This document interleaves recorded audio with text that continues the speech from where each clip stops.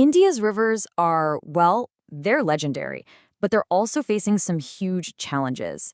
So how does a nation of over 1 billion people even begin to manage its most precious resource?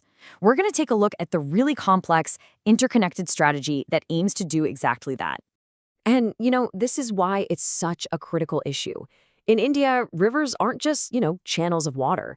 They are woven right into the fabric of the culture, the economy, and the ecosystem.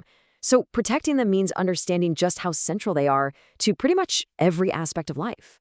So, how do you manage something so vital and so incredibly complex? Well, India's taking what they call a multi-layered approach. It's a blend of ancient reverence for its rivers with some really cutting-edge 21st century innovation. Let's break down what that system actually looks like. This quote right here really gets to the heart of the whole strategy. See, it's not just one single thing. It's a combination of 4 crucial pillars. These big, ambitious rejuvenation missions, the smart tech that powers them, the institutional frameworks that guide the work, and maybe the most important piece of all, active community participation. Okay, so at the very center of this entire system is one massive, truly ambitious initiative, the Namami Gange Programme. This is the flagship, the anchor that really holds the whole strategy together. And when I say massive, I mean it. The budget is 20,000 crore rupees. To put that in perspective for you, that's roughly 2.4 billion US dollars. This is not just a project, it's a full-blown national mission to clean, conserve, and rejuvenate the entire Ganga River basin and all its tributaries. So with that kind of money, what does the mission actually do on the ground? Well, it's built on these 4 pillars. First, it's about tackling pollution right at the source, from both city sewage and industrial waste. But it goes way further than that. It also aims to develop the riverfronts and actively conserve the biodiversity, the actual life within the water. It's a truly comprehensive approach. Now, a mission this big needs some pretty powerful tools, and that brings us to the first pillar supporting this whole effort: the smart technology and heavy-duty infrastructure that turn these ambitious goals into a reality on the ground. So this is what smart management actually looks like in practice. It's not guesswork.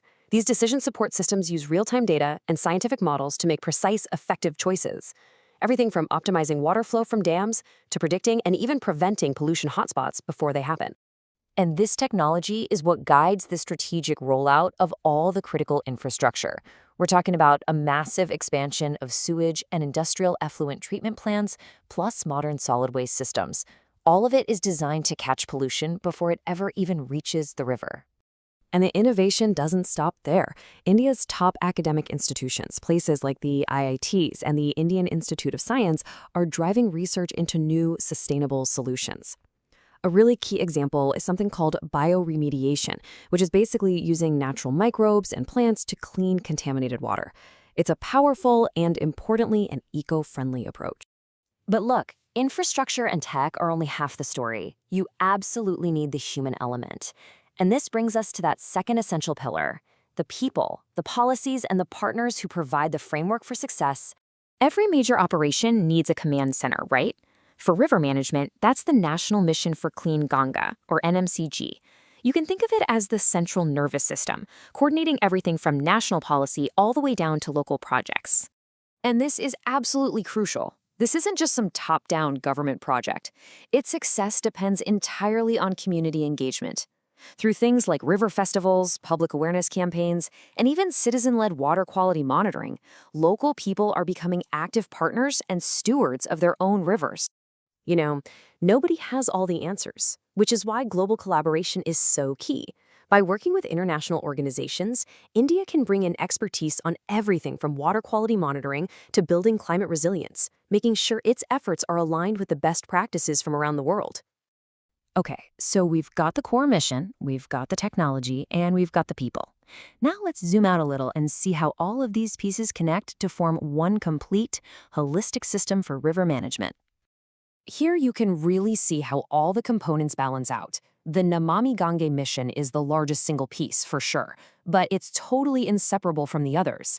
Tech and infrastructure provide the muscle, while governance, community, and global partners form that critical support structure. Every single part is essential for the whole system to work. So what's the ultimate goal of this entire complex system?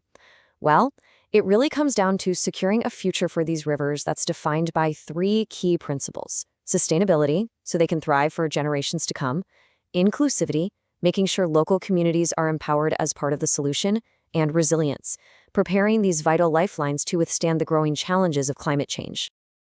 As India builds this comprehensive, multi-layered system, it raises a pretty important question for all of us. Could this ambitious blend of technology, policy, and community action serve as a blueprint for other nations struggling to save their own great rivers? It's definitely something to think about.